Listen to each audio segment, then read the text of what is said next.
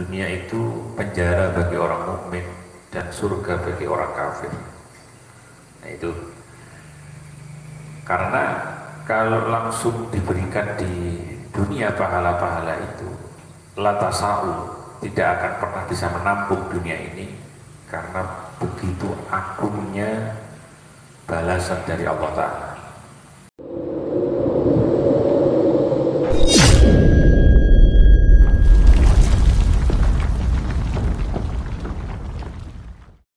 Dunia tidak akan pernah bisa menampung, tasawuf tidak akan pernah bisa menampung dari apa yang dikehendaki oleh Allah Ta'ala, yakni ayyu'tiyahu, untuk diberikannya pahala itu kepada orang-orang yang beriman. Ada juga satu hadis, ad-dunya sijnul mu'min wa jannatul kafir. Dunia itu penjara bagi orang mukmin dan surga bagi orang kafir. Nah itu karena kalau langsung diberikan di dunia pahala-pahala itu, latasau tidak akan pernah bisa menampung dunia ini karena begitu agungnya balasan dari Allah Ta'ala. Contohnya ngeten, seperti tadi kita sholat qobliyah subuh. Sholat qobliyah subuh itu fadilahnya lebih baik dari dunia dan isinya, dari dunia dan seisinya. Jadi itu kalau langsung diberikan, wah nggak akan pernah cukup. Dunia ini menampungnya itu, jangan nggak akan pernah cukup. Saking gede ganjaran sampai riwayatnya itu barang siapa yang melakukan sholat qobliyah subuh itu diberikan itu lebih baik pahalanya dari dunia dibanding dunia dan isinya. Jadi sak dunia ini kalah kabeh dengan hanya kita sholat qobliyah subuh. Atau gini gambarannya biar paham. Saya pernah ditanya oleh seseorang suatu ketika, orang tersebut tanya, saya masih belum paham tentang takdirnya Allah Ta'ala, Pak Ustaz. Maksudnya bukan paham pripun terus budi. Kenapa seperti peristiwa yang viral? Karena ada peristiwa yang viral waktu itu, ada remaja penjual gorengan, dia pakai jilbab, dia ahli ibadah, orang baik, diperkosa, ditemukan jasadnya dalam keadaan telanjang macam-macam. Padahal dia orang baik, si remaja ini orang baik, ya tekun beribadah, pakai jilbab, terus mau menjual gorengan untuk kepentingan biaya sekolahnya. Kok bisa diperkosa dengan ditemukan jenazahnya itu dalam keadaan telanjang. Yang dia tanyakan itu, masa Allah memilihkan takdir itu yang buruk seperti itu? Itu kan nggak adil. Wong ahli ibadah kok dipilihkan takdir yang buruk. Apakah itu takdirnya? Takdir karena itu sudah terjadi. Jadi memahami takdir itu kalau sesuatu yang sudah terjadi namanya takdir. Itu pikiran saya ini bermasalahnya di situ, bukan. Akhirnya saya jawab begini. Jangan kan percaya akhirat. Sebagai orang beriman itu harus percaya akhirat. Maka penderitaannya dia sebagai orang baik diperlakukan biadab seperti itu akan diganti oleh Allah Ta'ala nanti di akhirat. Jadi banyak orang tidak mempertimbangkan, yaitu tidak mempertimbangkan akhirat dalam masalah-masalah yang seperti itu. Jadi dipikir Dunia ini tempatnya keadilan, bukan tempatnya keadilan. Nanti akhirat itu adalah tempatnya balasan, tempatnya keadilan. Jadi karena kalau jenengan itu percaya sama akhirat, nggak akan ada masalah. Jadi penderitaannya si remaja yang diperkosa itu akan diganti, diberikan kemuliaan nanti di akhirat oleh Allah Ta'ala, dan yang melakukan itu akan diazab dengan azab yang pedih nanti di akhirat. Jadi keadilan itu adanya di akhirat. Kalau kita nuntut keadilan di dunia, tidak akan pernah ada. Ya, kita menyaksikan sidang-sidang di televisi itu, kok iso apa itu korupsi 300 triliun itu hukumannya 6 tahun. Ya karena tempatnya keadilan bukan di dunia, gitu masalahnya. Atau gambarannya dari keterangan atau hikmah yang disampaikan oleh Imam Athaillah ini yang terjadi saat ini di Palestina. Kok iso negeri Muslim yang rata-rata orang yang taat beribadah kepada Allah Ta'ala dibombardir sampai terluta-luta, sampai kekurangan ya apa air macam-macam, wis banyu barang gak ono, kelaparan. Ya itu keadilannya Allah akan berlaku di akhirat ya. Jadi beliau-beliau yang mati syahid tentu digolongkan sebagai orang khusus. Kan di akhirat nanti itu kan ada dua golongan yang kita ketahui itu, ada golongan kanan, ada golongan kiri, tapi orang nggak pernah bahas golongan khusus. Jadi ada golongan kanan itu berarti menerima catatan amalnya dengan tangan kanan, artinya amalnya lebih baik dari amal baiknya itu lebih banyak dari amal buruknya. Kalau golongan kiri menerima catatan amalnya dengan tangan kiri, simbol dari amal buruknya itu lebih banyak dari amal baiknya, jomplang. Tapi ada nanti golongan khusus. Jadi golongan khusus itu seperti orang yang mati syahid. Jadi orang yang mati syahid itu sudah tidak melewati alam barzah. Kalau kita nggak mati syahid, masih melewati alam barzah. Masih melewati alam barzah, ada nikmat kubur, ada adab kubur. Kalau orang yang mati syahid, ruhnya langsung di surga. Jadi sudah nggak melewati alam barzah, nggak melewati screening SOP-nya malaikat, nggak melewati mizan timbangan amal, nggak melewati hisab macam-macam. Jadi orang mati syahid itu yang berjuang di jalan Allah Ta'ala itu ruhnya langsung di surga. Jadi ruhnya orang mati syahid itu enggak di alam barzah sudah. Nah, itu namanya golongan khusus. Ini enggak dibahas, jarang dibahas. Yang dibahas itu pokoknya di akhirat nanti golongan kanan, ada golongan kiri, padahal ada golongan yang ketiga yaitu golongan khusus ini. Ya kayak pasukan itu kan ada pasukan khusus itu, ya, ada pasukan pilihan, orang-orang pilihan itu pasti ada orang. Nah itu seperti itu gambarannya. Jadi Imam Athaillah itu mengajak kita untuk selalu mempertimbangkan akhirat. Akhirat itu adalah negeri yang hakiki, dunia itu adalah negeri yang khoyali. Khoyali itu maknanya sementara, semuanya serba sementara. Kuwabe tentunya ini wis disifati dengan khoyali. Kuwabe sementara kabeh. Ya sementara, namanya sementara ya, akan hilang. Namanya sementara itu akan sirna, akan hilang. Tapi negeri akhirat itu hakiki. Hakiki maknanya adalah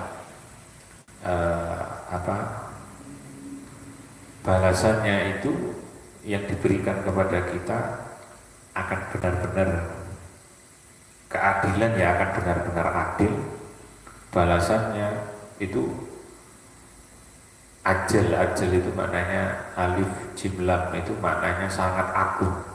Jadi hakiki itu maknanya ya hakikat sejatinya. Jadi kalau alam dunia itu darul amal tadi itu keterangannya. Kalau akhirat darul jaza. Jadi di dunia ini untuk tempat kita beramal, tapi akhirat itu sebagai tempat pembalasan. Tapi dunia itu juga penting karena sebagai pertimbangannya akhirat. Nah, makanya ada ulama, dunia itu ya penting karena sebagai lapangan kita untuk kita dipertimbangkan nanti di alam akhirat. Jadi dunia ini penting sebagai darul amal, sebagai tempat untuk beramal sebanyak-banyaknya. Maka Imam Athaillah di sini kalau dimaknai begini dawuhnya. Innama ja'ala angin pestine dadekake sapa Allah taala mahulur Allah. Ad-darul akhirata ing alam akhirat. Mahallan ad-darul akhirata ing alam akhirat mahallan kang dadi panggonan li jazai ibadihil mukminina li jazai ibadihi marang pembalasane piro-piro kawulane Allah al mukminina kang padha iman kabeh li anna hadhihi daro krana sak temene alam dunya iku latasau ora amot tidak bisa menampung apa hadhihi dar alam dunya ma barang yuri tukang ngarepake sapa Allah ayyub tiyahu ing yen to maringi sapa Allah hum ing mukminin. Rupane penjelasane diberikan apa oleh Allah Ta'ala min anwa'in na'imi bayane piro-piro wernane kenikmatan hissiyan ing dalem ketinggalane wala maknan lan ora ing dalem maknane. Amal awalu anapun utawi kang awal fali annaha dhaiqatul aqtari fali annaha mongko iku krana sak temene hadidda maksude ini menika alam dunia iku dhaiqatul aqtari rupake pira-pira daerah wa yu'ti lan maringake sapa Allah Gusti Allah li ahadil mukminina maring siji-sijine pira-pira wong mukmin fidaril akhirati ing dalem alam akhirat. Banyak di dalam Al-Qur'an itu ya banyak dijelaskan bahwa kehidupan dunia itu ya cuman lahibun walahu, hanya sekedar permainan. Jadi sekedar lahibun itu maknanya permainan. Walahun yang melalaikan. Jadi kita harus selalu mempertimbangkan kepentingan akhirat daripada kepentingan dunia ya, karena balasan kita nanti itu diberikan di akhirat bukan di dunia. Ya mungkin ada balasan-balasan cuman tidak sebesar nanti di akhirat. Makanya akhirat itu disifati, di akhirat itu ada surga dan neraka. Itu disifati mala ainun ra'at wala udunun sami'at wala khatara ala qalbil bashar. Jadi intinya alam akhirat itu enaknya tidak bisa kita rasakan, enaknya tidak bisa dibayangkan. Ya apa sih enaknya akhirat itu wala ainun ra'at mala ainun ra'at wala udunun sami'at. Bagaimana mata ini tidak akan pernah bisa mengetahui dan telinga kita selamanya tidak akan pernah bisa mendengar dan tidak hati kita itu tidak akan bisa membayangkan kehidupan di akhirat. Mala ainun ra'at wala udunun sami'at wala khatara ala qalbi bashar.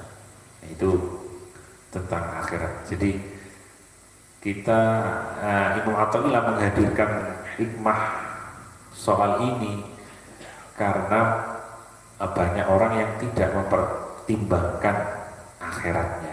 Dipikir di dunia ini pokoknya tempat keadilan, tempat keadilan yang 100%. Ya Allah pun tetap memberikan keadilan, cuman gak koyo di akhirat gitu maknanya. Kalau di akhirat itu keadilannya itu sepenuhnya, seadil-adilnya. Tapi di akhirat kadang-kala kita didolimi orang, sing dolimi uripe enak. Kadang-kala kita didolimi orang, yang mendolimi kita itu hidupnya enak, iso apa namanya, iso rekreasi, iso kok iso sing mendolimi malah uripe enak. Ya memang di dunia bukan tempat keadilan. Jadi keadilan itu nanti sepenuhnya akan diberikan di akhirat. Jadi balasan-balasan orang yang mendolimi kita itu ya nanti akan dibalas sepenuhnya di akhirat. Keadilan-keadilan untuk kita itu juga akan sepenuhnya diberikan nanti di akhirat. Yaitu maknanya seperti itu. Kalau langsung diberikan oleh Allah di dunia, ya tentu orang sudah tidak mengharap lagi akhirat, terus tiket no kabeh no dunia. Nah itu diantara hikmahnya. Fi mulki wahidin fi daril akhirati, fi daril akhirati yang dalam alam akhirat, fi mulkin yang dalam keraton kerajaan wahidin kang siji minhum kang tetep saking mukminin masirota sab'ami'ati amin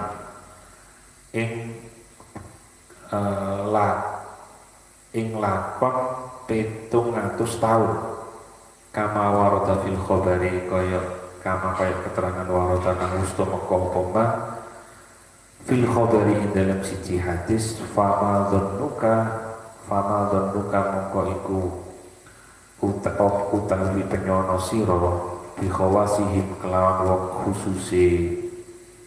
khususe dari akhirah khususe mukmin bi khawasihim kelawan wong khususe wong mukmin fadaliku mongko dadi rubek la mahalata hali pasti. Itu tadi ada satu riwayat bahwa ad-dunya sijnul mukmin, dunia itu penjara bagi orang mukmin. Jadi kita harus, penjara itu maksudnya dengan segala apa namanya, kita harus menaati aturan-aturan syariat. Isu-isu bayang subuh kan enak-enakin dejek kembul gitu. Omane hawane pas ngeten iki rada adem-adem ngeten. Isu-isu kudu nang masjid. Nah, itu namanya si jenul mukmin. Orang yang tidak percaya akhirat ya lapor wong isu-isu enak-enak turu nang masjid itu. Isu-isu enak-enak turu lapor nang masjid.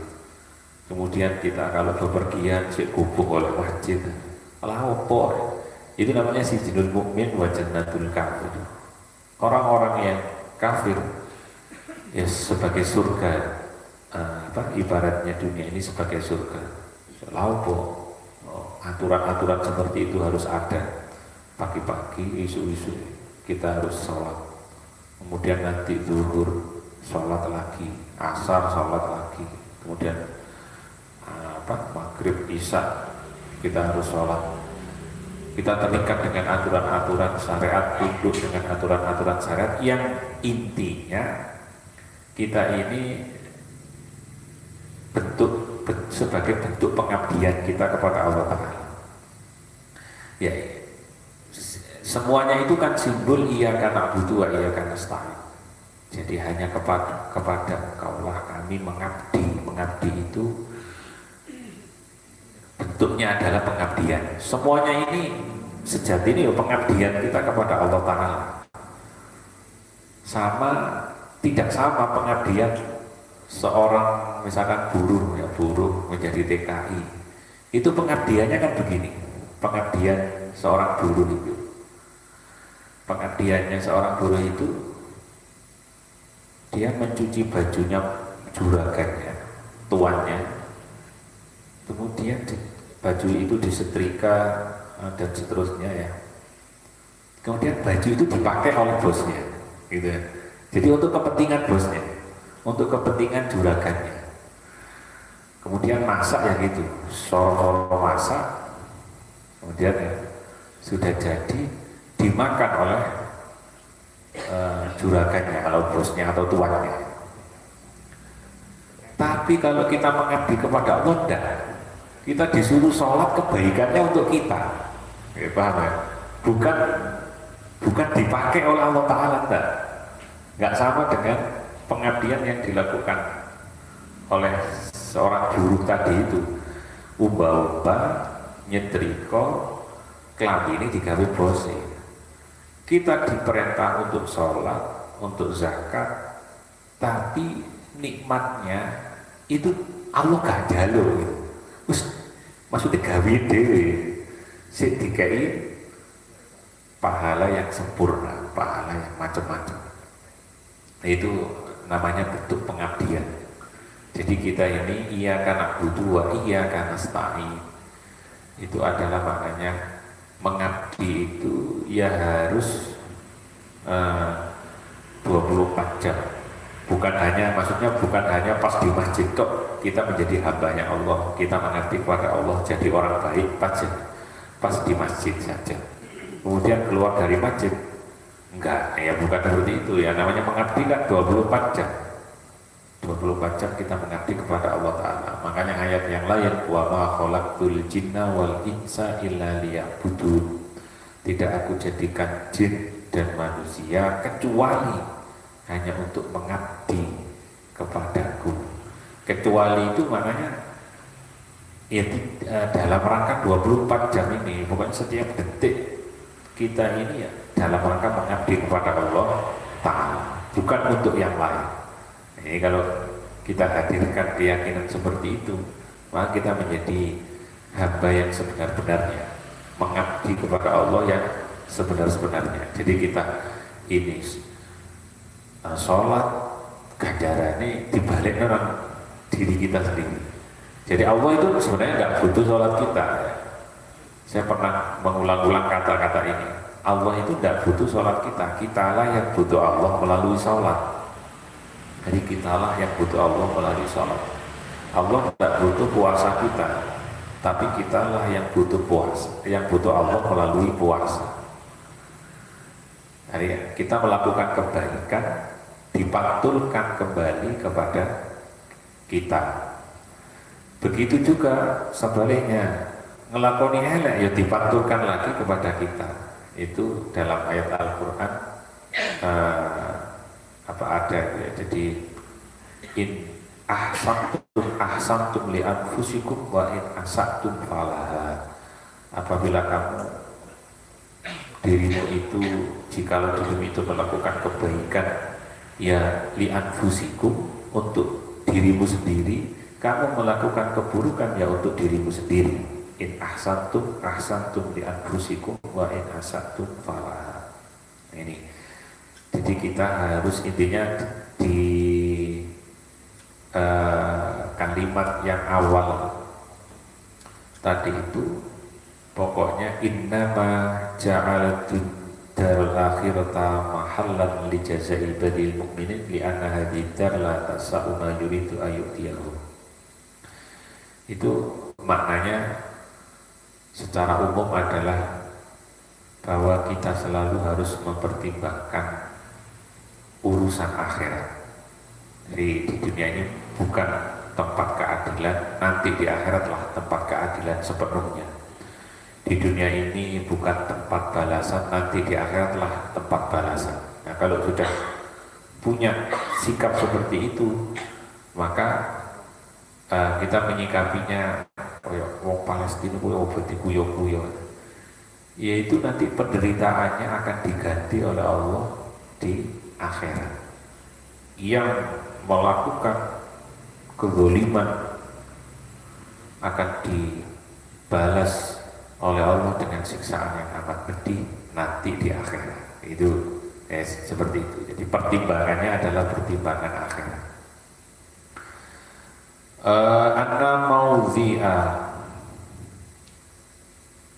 masafatud dunya fama dhannuka bi khawasihim fatadhiku la mahalata masafatud dunya fama dhannuka moko iku utawi penyono sira prasangka dirimu bi khawasihim kelawan wong khususe mukminin fatadiku mongko dadi rupa la mahalata hale pesti masafat apa masafatud dunya jarak lakoni dunya an kulliyatin saking sekabehane an kulliyati jazaihim saking sekabehane pira-pira pembalasane mukmin itu 700 tahun wa amasani ana utawi kang kaping pindho fali anna dunya mongko iku krana setuhune dunya iku masu satun dan tengeri bidana ati kelawan sifat ino.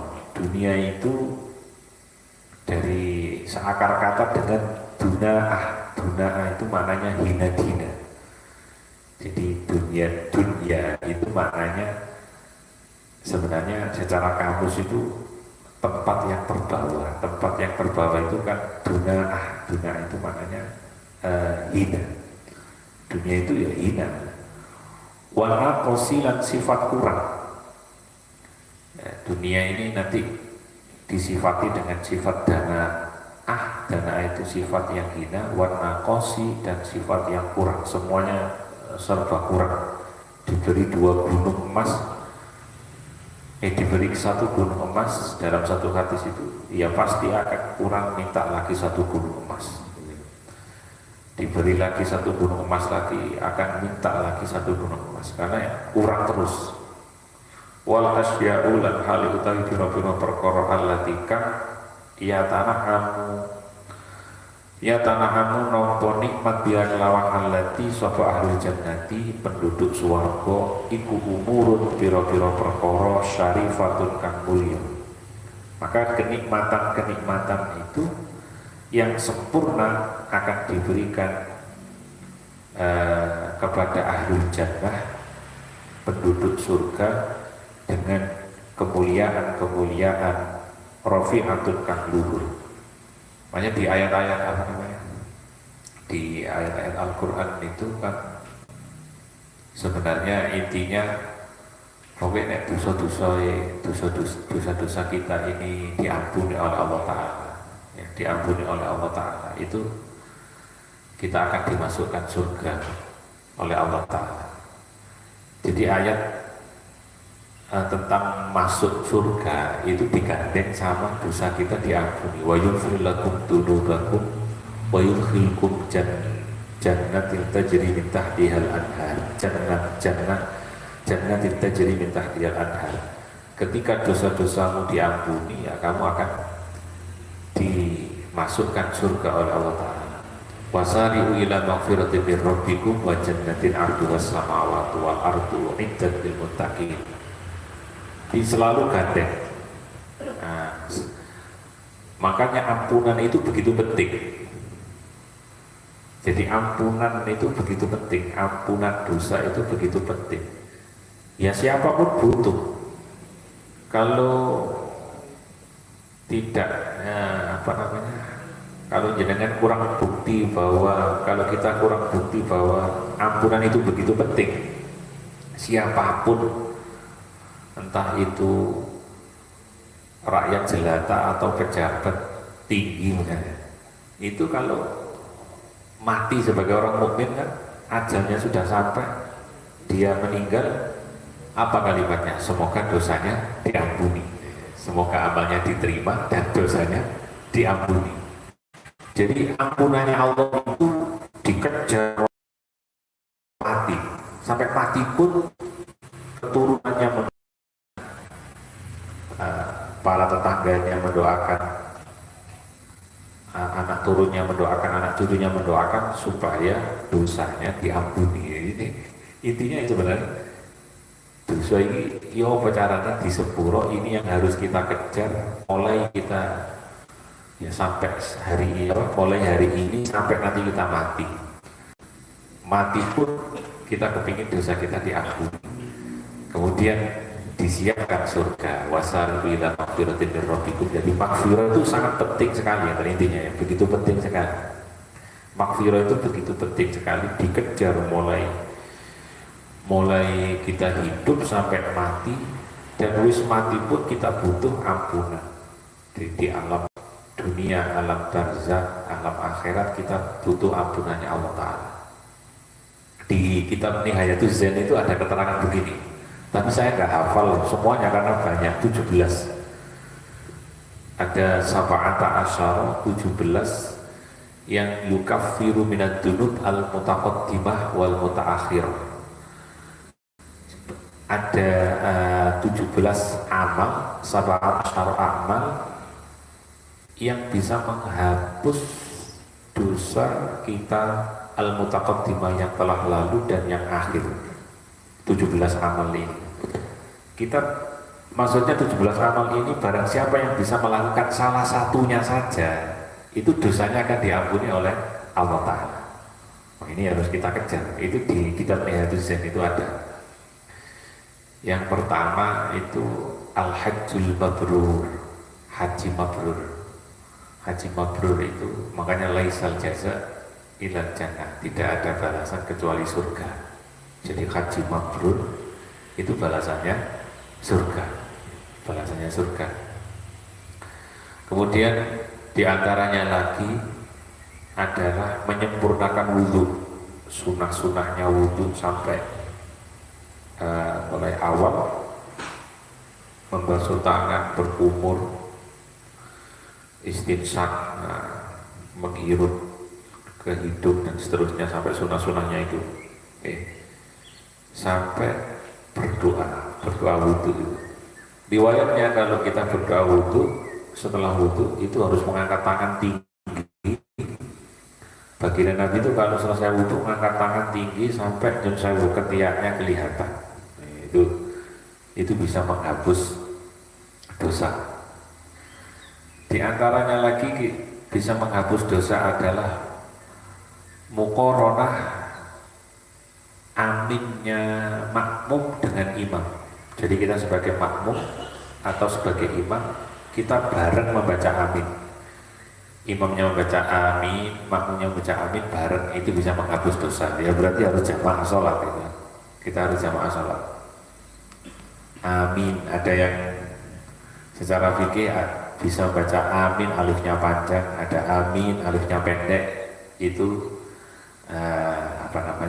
pondok bener ya, betul semua. Yang salah itu mimnya di tasjid. Kalau mimnya di tasjid salah, bahkan ada yang mengatakan pendapat sholatnya tidak sah, sholatnya batal. Amin itu sama, mimnya di tasjid. Jadi kalau ada bacaan kok aminnya sholat itu mimnya di tasjid, amin, itu ada yang mengatakan pendapat sholatnya menjadi batal. Ya, sholatnya batal. Jadi amin boleh, amin itu juga boleh. Bahkan dibaca imalah juga ada keterangan amin, itu ada keterangan. Itu kan perbedaan pendapat, itu pandangan fikih itu seperti itu, A, B, C, D. Tapi yang masyhur ya biasa saja amin gitu. Nunnya ini harus bunyi amin, kayak waladhdallin. Nunnya itu harus ada ono tengrin nun, waladhdallin, amin. Jadi jangan sampai kita membaca amin mimnya di tasdid. Di antaranya lagi yang bisa menghapus dosa itu adalah membaca akhirnya surat Al-Hasr. Itu kalau dibaca nggak ada 1 menit, ya berapa detik, tapi perlu dihafalkan yang belum hafal. Makanya kadang-kadang kalau ngimami itu baca surat ini, akhirnya surat Al-Hasr, ini bisa menghapus dosa. Huwallahul ladzi la ilaha illa huwa alimul ghaibi wasyahadati huwar rahmanur rahim. Huwallahul ladzi la ilaha illa hu al-malikul qudusus salamul mu'minul muhaiminul azizul jabbarul mutakabbir subhanallahi amma yusyrikun. Wallahul khaliqul bari'ul musawwirul lahul asmaul husna yusabbihu lahu ma fis samawati wal ardi wa huwal azizul hakim. Itu diterangkan bisa menghapus dosa itu, Pak, diwaca. Itu kalau dihafalkan, jangan sama perjalanan macet, mocong-mocong niku. Antri pundi ngoten ya. Riwayatnya tahu ya aku tak mau coba yang hilang itu soal. Wallahu alladzi la ilaha illa huwa alimul ghaibi wasyahadati warrahmanur rahim. Jangan hafal nih. Ya, lalu lumayan ya, enteng kan. Ya, itu siapa yang membaca surat apa akhir daripada surat Al-Hasan bisa menghapus dosa yukaffiru dzunub al-mutaqaddimah wal mutaakhir. Yukafir itu bisa menebus dosa kita yang telah lalu dan yang akhir. Kan lumayan nih. Pas macet, pas nopo lah, pas apa jenenge niku latih daripada ngelamun, daripada mau mati hapian kok. Kan waktu kita ini kadang-kadang yo entek kayak hapian tok. WA nih, wis WA di tele baca itu. Wallahu alladzi la ilaha illa huwa alimul ghaibi. Ini benar kesalahan ini. Itu lumayan bisa menghapus dosa. Kemudian kalau nggak hafal ini karena banyak sekali gitu 17 itu kalau dibaca ya harus ada kitabnya kalau wajah nih. Kalau cuma pernah baca terus ya roto ilik gitu. Karena ada 17. Di antaranya lagi adalah berdoa setelah azan. Ada orang yang berdoa setelah azan dan membaca la ilaha illallah wahdahu la syarikalah lahul mulku wa lahul hamdu yuhyi wa yumiitu wa huwa ala kulli syai'in qadir. Maksudnya ditambah Allah rabb hadita wa ditambah itu ditambah la ilaha illallah wahdahu la syarikalah lahul mulku wa lahul hamdu yuhyi wa yumiitu wa ala kulli syai'in qadir.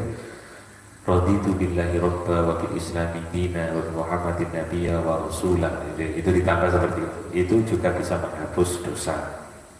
Nah, kemudian lagi menuntun orang buta 40 langkah.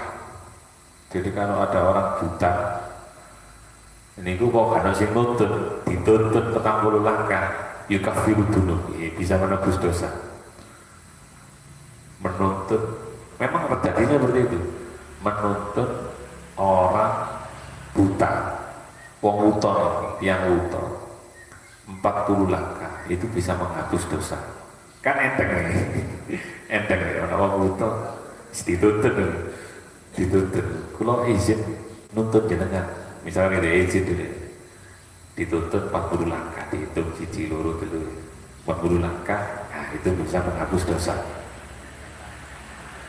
Kalau itu pernah punya hajat yang mendesak, betul-betul mendesak. Urusan keluarga itu maksudnya nggak bukan urusan yang istilahnya yang negatif, tidak. Jadi ada hajat yang mendesak, kalau sebutkan saja. Jadi anak saya nih pingin gelem mondok nek tenggene sekolah favorit, sekolah tenggene Malang, MTSN 1 Kota Malang. Ini kan sekolah favorit. Sekolah itu pejabat-pejabat, anak pejabat-pejabat, anak wong sugih-sugih ngoten, sekolah favorit. Dipilih sing pinter-pinter, jenenge sekolah favorit, dipilih sing pinter-pinter, ono tes. Sing melo ewonan. Sing tumut ewonan. Terus di tempat itu dia orang pondoknya mek dicukup arek 80. Jadi dari sekian ribu yang tes disaring, diterima hanya 220 anak. Terus 220 anak ini nek sing kepengin pondok disaring meneh mek 80 arek. Lah anak saya pingin aku nek gak diberiku gak mondok gitu. Wah, ini sing saingane berat-berat iki. Maksudnya nama jenenge itu sing tuntas nih lho. Niku ewon dong kula sing keterakan. Waduh, sampe nikah ini melo. Akhirnya setelah tes itu sebelum pengumuman kula baca satu keterangan. Nek boten salah kan gini kitab apa jenenge wonten gini kitab I'anatul Thalibin. Nek boten lepat itu yang kita bilang itu ada keterangan ngeten. Ini perlu mungkin suatu saat ketika jenengan ada hajat mendesak perlu ditiru. Kalau pas melakukan ini kok dikersane hasil. Nah ini tahatus binikmah. Jadi menceritakan kenikmatan ini bukan kok pamer boten, tapi sebagai pembelajaran, sebagai ibrah untuk pulau panjenengan. Di situ ada keterangannya. Kalau dirimu itu punya hajat yang mendesak, atau ini, golek ono wong wuto mulai lahir. Wong wuto, orang buta yang mulai lahir, maka mintalah doa kepadanya. Wah ini keterangan api ini, pas dua kebutuhan yang seperti itu, oh ini keterangan api. Kalau lakoni gitu nih, tak lakoni, terlakon tak. Dia orang wong wuto mulai lahir. Akhirnya kepanggil, wonten badre ini wonten. Jadi nggak tahu betul. Terus si ibu terus si orang tetangga-tangganya itu tidak pernah keluar. Ada saksinya. Saya minta antarkan ketua NU Badre. Jadi boleh terus akhirnya wonten informasi itu udah tak lakoni.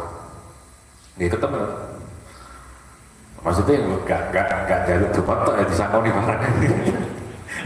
Ini jalur depan ketemu terus dia nggak mau keluar, si yang beliaunya ini, yang bersangkutan ini nggak mau keluar, memang ditemui ibunya, orang tuanya. Ini memang butuh mulai cilik ini, ini kalau matusi, kalau namun ngedi bunga ini, yuk kalau nggak ada hajat nih kersane hasil, kersane lulus. Kalau nggak banyu terus niki zaman sebul niki sekedar apa jenis ini ku nyenengan suka akan. Jadi butuh ditemoni langsung, tapi ibu isi temoni, yus boleh langsung. Terus satu ketika terus pada saat pengumuman ini ditinggali, ya alhamdulillah lulus gitu. Artinya hasil loh. Bener keterangan ini kira kan. Kapan-kapan tak coba ini. Jadi seperti itu. Itu ada yang saya sarankan jadi rumah tangga sudah 15 tahun nggak punya anak. Ini orang keterangan ini sama lakoni. Oh, kulo pun ikhtiar wis periksa macam-macam kok.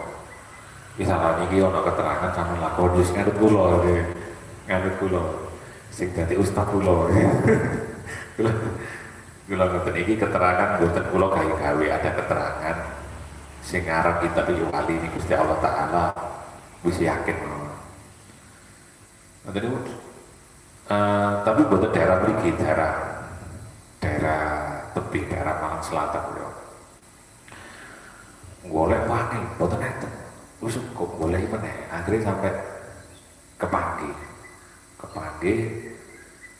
dilakoni jaluk donga cek bojone niku saged hamil. Walhasil selama mboten kabar-kabaran mungkin ini selama 4-5 bulanan beliaunya ngabari istri kula positif gitu. Terbukti lagi ya. Jadi artinya pun jadi keterangan seperti itu memang keterangan yang bukan kok ngawur kan. Ya memang kalau dilogikakan atau kalau dipikir-pikir orang yang buta dari lahir itu kan dosanya gak kayak kita ya. Kalau kita dosanya mata ini wis gak karu-karuan metu ya wis delok aurat macam-macam gurun meneh HP-an ya wis iklan-iklan macam-macam. Gak karu-karuan. Kita gak bisa menjaga delok TV ya wis lihat televisi macam-macam itu isinya ya kita melihat aurat dan seterusnya. Maksiatnya mata ini banyak sekali. Lah orang yang buta dari lahir dia ikhlas, ya memang mati dengan ini. Ya benar orang secara gambarannya itu timbangannya itu pertimbangannya yo masuk akal kalau mustajabah doanya karena dosanya sedikit, buta lahir.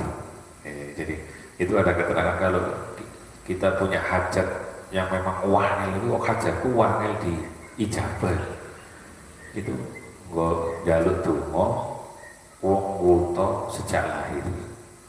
Jadi jaluk donga minta ikhlas doa kalau sama doakan. Jadi di dalam kitab Nihayatul Zain itu apabila kita menuntut 40 langkah ya 40 langkah orang buta itu bisa melebur dosa. Jadi di antaranya itu kalau tidak hafal semuanya ada 17 yang bisa yukaffirud dunub al-mutaqaddimah wal mutaakhirah. Di antaranya ada tadi itu haji mabrur, menyempurnakan wudu. Terus ada lagi ini setelah Jumat itu wiridan membaca Fatihah 7 kali. Ya seperti Jumat-Jumat yang kemarin kita lakukan itu, baca surat Fatihah 7 kali. Memang ada keterangan membaca Fatihah 7 kali, membaca Al-Ikhlas 7 kali, Muawwidzatain 7 kali. Dan posisi duduknya tidak berubah dari posisi tasyahud akhir. Jadi posisi duduknya tidak berubah dari posisi tasyahud akhir. Jadi tetap duduk tahiyat akhir, tetap duduk namanya duduk tawarruk kan. Kalau ada duduk itu ada dua. Duduk itu dalam sholat ada 3. Ada yang pertama duduk istiroha. Duduk istiroha itu sebagian ulama mengatakan sunnah, sebagian ulama tidak mengatakan sunnah tapi mubah. Duduk istiroha itu begini. 1 rakaat Allahu Akbar, rukuk sama Allah berhamidah, i'tidal, sujud, duduk. Yang di antara dua sujud itu namanya duduk iftiros ya. Terus sujud lagi, mau naik 1 rakaat lungguh meneh, itu namanya duduk istirahat ya. Jadi mau naik 1 rakaat kan, misalkan sholat subuh tadi 2 rakaat, jadi mau naik 1 rakaat itu duduk lagi namanya istirahat, baru berdiri. Sebagian ulama mengatakan sunnah, sebagian lagi mengatakan hanya mubah. Hanya mubah boleh. Karena yang alasannya yang mengatakan mubah itu alasannya begini. Itu Kanjeng Nabi melakukannya ketika sudah menjelang umur 50, umur 60, umur 50-an sampai umur 60. Jadi menjelang beliau sudah sepuh. Makanya ketika Nabi pada saat mudanya itu tidak melakukan duduk istirahat. Jadi duduk istirahat itu ada yang mengatakan mubah, ada yang mengatakan sunnah, ada 2 pandangan. Terus kemudian ada duduk yang disebut duduk tawarruk. Duduk tawarruk itu duduk tasyahud akhir. Nah itu kalau sholat Jumat kita menetapkan nggak merubah duduk tawarruk tasyahud akhir kita itu membaca Fatihah ping 7, Qul ping 7, Qul a'udzu birabbil falaq ping 7, Qul a'udzu birabbin nas ping 7, berdoa Allahumma ya Ghani ya Hamid ya Mudir ya Mu'id, kemudian membaca ilah sulil firdausi a'la, maka kita dihapus dosa. Jadi kalau di kitab Nihayatul Zain itu dihapus dosa mutaqaddimah wa mutaakhirah. Tapi kalau di keterangan yang lain kita dihapus dosa itu hanya seminggu Jumat winginane sampai Jumat saiki ya, itu ada keterangan nanti itu nanti jangan cari ya, ada keterangan 17 amalan yang menghapus dosa ya, mungkin di internet ada ya, kalau nggak hafal semuanya tapi yang jelas ada. Nah, karena ada, saya setuju sama seorang kiai itu mengatakan begini, sekarang itu masanya bukan kita mencari ilmu tapi menyaring ilmu. Kalau takon di IAE kena kabel takon, coba jangan nanti diketik gitu, kalau di HP kan sebenarnya punya HP 17 amalan yang menghapus dosa itu untuk wabe sak dalili. Jadi kita ini pada era yang bukan eranya mencari ilmu, duduk tepatnya mencari ilmu lagi zamannya sekarang itu, tapi menyaring ilmu yang Menyergap itu artinya ya yang ilmu yang valid itu kita pakai yang efeknya untuk menjadi kita lebih baik dari waktu ke waktu. Kalau terusakan sampai titik nih, ana mau dihasautin fil jannati khairun. Ana mau dihasautin sak temene panggonane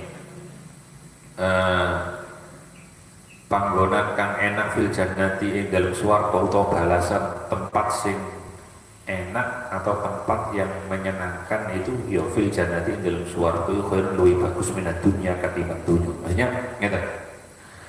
Saapi-api kebaikan di dunia utawa keenakan di dunia, kita merasakan enak di dunia itu tidak ada bandingannya dibanding enaknya di surga.